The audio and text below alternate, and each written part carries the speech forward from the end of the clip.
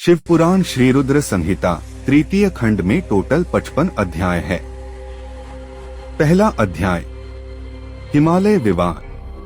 नारद जी ने पूछा, हे पितामह, अपने पिता दक्ष के यज्ञ में अपने शरीर का त्याग करने के बाद जगदम्बा सती देवी कैसे हिमालय की पुत्री के रूप में जन्मी?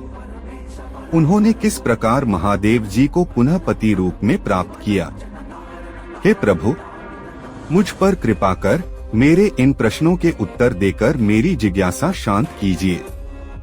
ब्रह्मा जी उत्तर देते हुए बोले, हे मुनिश्रेष्ठ नारद, उत्तर दिशा की ओर हिमवान नामक विशाल पर्वत है। यह पर्वत तेजस्वी और समृद्ध है तथा दो रूपों में प्रसिद्ध है, पहला स्थावर और दूसरा जंगम। उस पर्वत पर रत्नों की खान है। इस पर्वत के पूर्वी और पश्चिमी भाग समुद्र से लगे हुए हैं।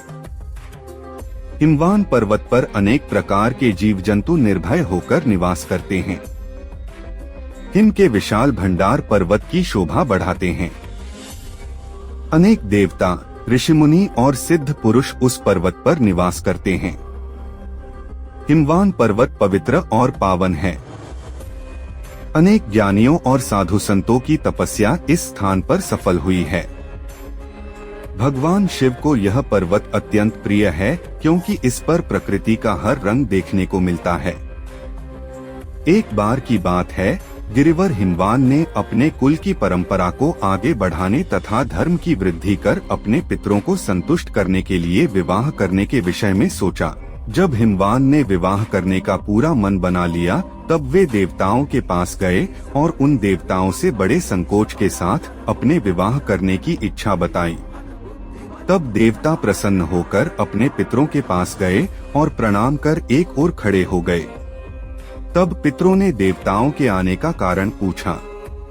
इस पर देवताओं ने कहा, हे पितरों, आपकी सबसे बड़ी पुत्री मैना मंगल स्वरूपिणी है। आप मैना का विवाह गिरिराज हिमवान से कर दें।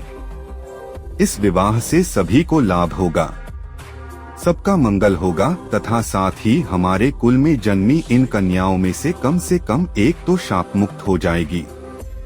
तब पितरों ने थोड़ा विचार करने के बाद इस विवाह की स्वीकृति प्रदान कर दी। पितरों ने प्रसन्नता पूर्वक बहुत बड़ा उत्सव रचाया और अपनी पुत्री मैना के साथ हिमवान का विवाह कर दिया। विवाह उत्सव में श्रीहरि विष्णु सहित सभी देवी देवता सम्मिलित हुए थे। विवाहोपरांत सभी देवता प्रसन्नता पूर्वक अपने अपने लोक को चले गए। हिमवान भी मैना के साथ अपने लोक को प्रस्थान कर गए।